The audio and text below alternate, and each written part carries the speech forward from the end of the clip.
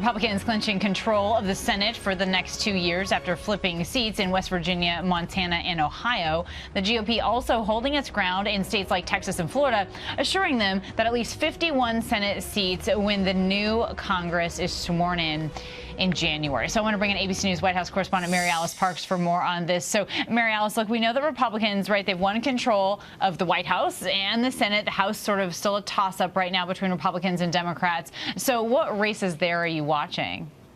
Well, first, that Senate map, how interesting how many states we're seeing Democratic candidates outperform Vice President Harris. In Michigan, in Wisconsin, both Democratic Senate candidates will go to the Senate, outperforming Harris. In Arizona, the Democratic Senate candidate, Ruben Gallo, he's looking pretty good, too.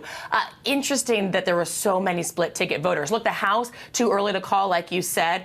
We know that, of course, Democrats are really hoping at this point for any chance at being able to provide some check on a Trump White House.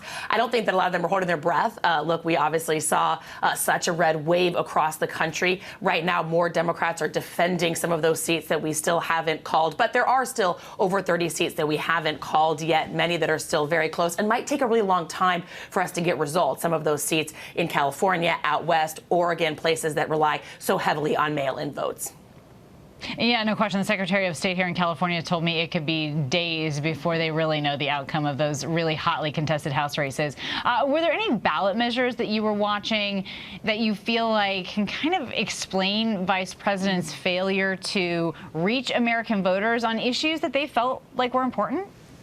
Yeah, so interesting. We spent so much time talking about abortion on the ballot. It was in so many key states. But two other ballot measures this morning are getting a whole lot of attention inside the Democratic Party. In Missouri, there was a ballot measure that overwhelmingly passed to expand, to increase the minimum wage and also provide paid sick leave for a number of workers. And then in Nebraska, a very similar ballot measure to provide paid sick leave. Those are traditionally very strong Democratic Party policies. Here in Washington, it's actually been Republicans that have pushed back against those policy proposals. But in those red states, voters voting for those Democratic policy positions, perhaps suggesting that Harris should have run much more forcefully on some of those economic, sort of bread and butter economic policy solutions that have been the base of the Democratic Party in years past.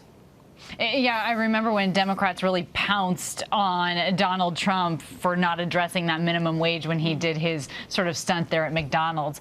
Let's talk about the historic first wins in Congress among the Maryland's Angela Alsobrooks and Delaware's Lisa Blunt Rochester, both making history as the first ever black senators to represent their respective states. Before yesterday, as we also know, only 2 black women had ever been elected to the U.S. Senate. What other historic races did you see play out?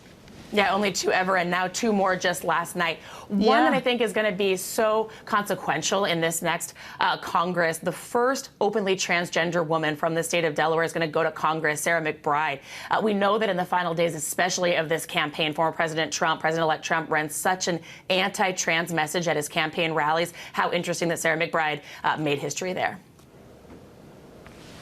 Wow, fascinating. All right, Mary Alice Parks, thank you so much for being here with us.